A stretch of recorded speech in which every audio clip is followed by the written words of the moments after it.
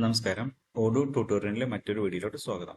നമ്മൾ ഇന്ന് പറയുന്നത് ലാൻഡ് കോസ്റ്റ്. ഇപ്പോൾ നമ്മളൊരു പ്രോഡക്റ്റ് പർച്ചേസ് ചെയ്യുമ്പോൾ അത് പ്രൊഡക്റ്റിന്റെ പ്രൈസ് മാത്രമല്ല, അത് വെയർ ഹൗസിലോട്ട് കൊണ്ടുവരുമ്പോൾ അതിന്റെ എക്സ്പെൻസ് ഉണ്ടാവും. അഡീഷണൽ എക്സ്പെൻസ്, നമ്മുടെ freight charge, shipping charge, custom duty, clearing, അങ്ങനെ ഒരുപാട് ചാർജസ് ഉണ്ട്.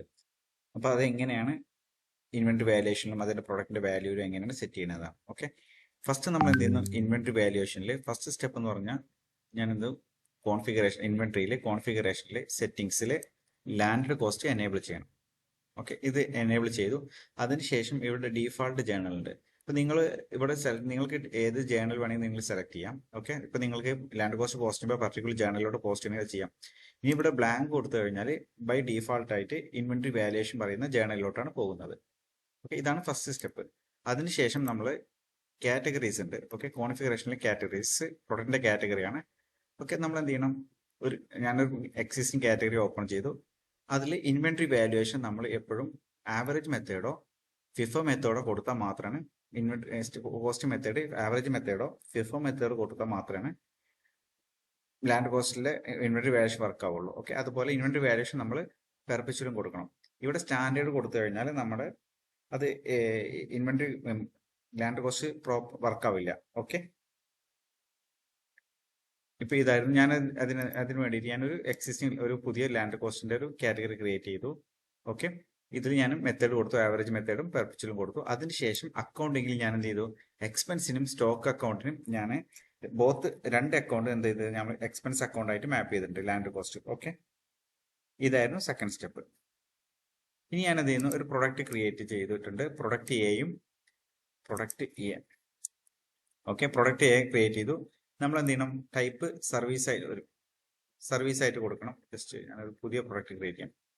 ഓക്കെ, ടെസ്റ്റ് പ്രൊഡക്റ്റ്,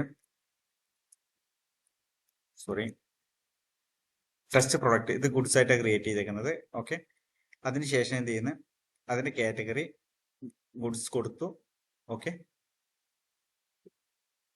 ഇത് സേവ് ചെയ്തു. ഇത് പ്രൊഡക്റ്റ് എ സേവ് ചെയ്തു.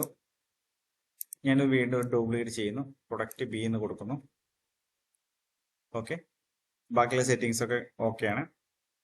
അതിനുശേഷം ഞാനിത് ലാൻഡ് കോസ്റ്റിനും ഞാൻ എന്ത് ചെയ്ത് രണ്ട് പ്രൊഡക്റ്റ് ക്രിയേറ്റ് ചെയ്തിട്ടുണ്ട്, കസ്റ്റം ഡ്യൂട്ടിയും അതുപോലെ ഫ്രൈറ്റും.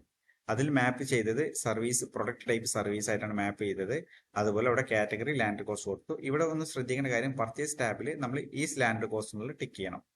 അതിനുശേഷം ഇവിടെ ഇപ്പോൾ ബൈ ഡീഫാൾട്ട് ആയിട്ട് നിങ്ങൾക്ക് സ്പ്ലിറ്റ് മെത്തേഡ് കൊടുക്കാം. ഓക്കെ, ഈക്വൽ മെത്തേഡ് ഇവിടെ കൊടുത്തില്ലെങ്കിലും കുഴപ്പമൊന്നുമില്ല. അപ്പം എന്ത് ചെയ്യും? ലാൻഡ് കോസ്റ്റ് ക്രിയേറ്റ് ചെയ്യുമ്പോൾ നിങ്ങൾ അവിടെ മാനുവലായിട്ട് കൊടുക്കണം. ഓക്കെ, ഞാൻ ഇവിടെ ഡീഫാൾട്ട് ആയിട്ട് കറണ്ട് കോസ്റ്റ് മെത്തേഡ് കൊടുത്തിട്ടുണ്ട്. ഓക്കെ, ഇത് ലാൻഡ് കോസ്റ്റ് ഇവിടെ മാപ്പ് ചെയ്തിട്ടുണ്ട്. അതുപോലെ ഞാൻ വേറൊരു ക്രിയേറ്റ് ചെയ്തിട്ടുണ്ട്, ഫ്രൈറ്റ് ചാർട്ട് ക്രിയേറ്റ് ചെയ്തിട്ടുണ്ട്. ഓക്കെ, ഇനി അടുത്ത സ്റ്റെപ്പ് എന്ന് പറഞ്ഞാൽ നമ്മൾ പർച്ചേസ് ചെയ്യാൻ പോവാണ്. ഇപ്പോൾ ഓഫീസ് ഇന്റർനാഷണൽ പർച്ചേസ് ആണ് വിചാരിക്കും, ഫോർ എക്സാമ്പിൾ. ഓക്കെ, ഞാൻ ഇവിടെ പ്രൊഡക്റ്റ് പർച്ചേസ് ചെയ്യുന്നു, ടെസ്റ്റ് വെണ്ടറിന്റെ പ്രൊഡക്റ്റ് പർച്ചേസ് ചെയ്യുന്നു, ടെസ്റ്റ് പറയുന്ന പ്രൊഡക്റ്റ് പർച്ചേസ് ചെയ്യുന്നു, ഒരു 5 ക്വാണ്ടിറ്റി. ഓക്കെ, അടുത്തതും അതേപോലെ ടെസ്റ്റ്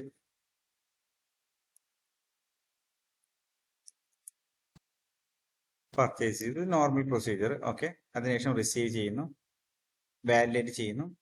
ഓക്കെ, ഇപ്പോൾ പർച്ചേസിന്റെ ബില്ല് ക്രിയേറ്റ് ചെയ്യാൻ പോവാണ്. ഓക്കെ, ഇത് ഇപ്പോൾ ഇത് ഷിപ്പിംഗ് ചാർജിന്റെ ഏജന്റിന്റെ ബില്ല് സെപ്പറേറ്റ് ആണ്.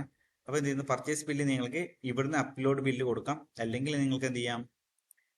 നേരെ അക്കൗണ്ട്സ് മോഡ്യൂളിൽ പോയിട്ട് വെണ്ടറിൽ ബില്ല് എന്ന് ക്ലിക്ക് ചെയ്തതിന് ശേഷം ന്യൂ എന്ന് കൊടുക്കാം. ഓക്കെ, നിങ്ങളെ ടെസ്റ്റ് വെണ്ടർ കൊടുത്തു കഴിഞ്ഞിട്ട് ഓട്ടോ കംപ്ലീറ്റ് ഇതിൽ ഏത് ബില്ലാണ് നോക്കാം, മീൻസ് പർച്ചേസ് ഓർഡർ ആണ് നോക്കാം. ഇപ്പൊ ഇതാണ് എൻ്റെ P0002 ആണ്. അത് സെലക്ട് ചെയ്ത് കഴിഞ്ഞാൽ ഓട്ടോമാറ്റിക്കാ നിങ്ങളെ രണ്ട് പ്രൊഡക്റ്റ് ഇവിടെ വന്നിട്ടുണ്ട്. ഓക്കെ, അതിനുശേഷം ഞാൻ ഡേറ്റ് കൊടുത്തു, കൺഫേം ചെയ്യുന്നു. ഓക്കെ, ഇപ്പൊ ഇനി എന്ത് ചെയ്യണം? എനിക്ക് ഇനി ഷിപ്പിംഗ് ചാർജിന്റെ ബില്ല് ഞാൻ ക്രിയേറ്റ് ചെയ്യാൻ പോവാണ്. ഞാൻ DHL ബില്ലാണ് ക്രിയേറ്റ് ചെയ്യുന്നത്, DHL പറയുന്ന ഷിപ്പിംഗ് ചാർജ്. ഓക്കെ, അതിനുശേഷം എന്ത് ചെയ്യുന്നത്? ഇവിടെ ആഡ് ലൈനിൽ ഞാൻ product means custom duty click ചെയ്യുന്നു. ഇപ്പോൾ അവരുടെ ചാർജസ് ഇവിടെ മെൻഷൻ ചെയ്യുന്നു, ഫ്രൈറ്റ് ചാർജ്. ഓക്കെ, ബില്ല് കൊടുക്കുന്നു, ഡേറ്റ് കൊടുക്കുന്നു, കൺഫേം ചെയ്യുന്നു.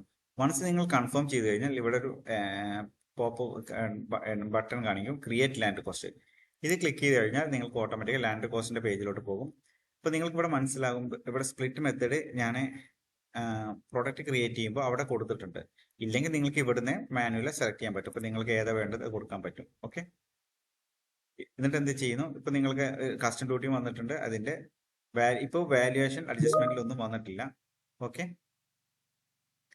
എന്നിട്ട് കമ്പ്യൂട്ടർ ക്ലിക്ക് ചെയ്യുന്നു. ഓക്കെ, കമ്പ്യൂട്ടർ ക്ലിക്ക് ചെയ്ത് കഴിഞ്ഞാൽ നിങ്ങൾക്ക് ചെക്ക് ചെയ്യാൻ പറ്റും വാല്യുവേഷൻ വൺസ് നിങ്ങൾ കമ്പ്യൂട്ടർ ക്ലിക്ക് ചെയ്ത് കഴിഞ്ഞാൽ സോറി, ഇവിടെ ട്രാൻസ്ഫർ ഏത് ട്രാൻസ്ഫർ ആണ് സെലക്ട് ചെയ്യണം. ഓക്കെ, ഇതിന് അഗേൻസ്റ്റ് ആണ്, ട്രാൻസ്ഫറിന് അഗേൻസ്റ്റ് ആണ്, GRന് അഗേൻസ്റ്റ് ആണ് ലാൻഡ് കോസ്റ്റ് ഇതാവുന്നത്.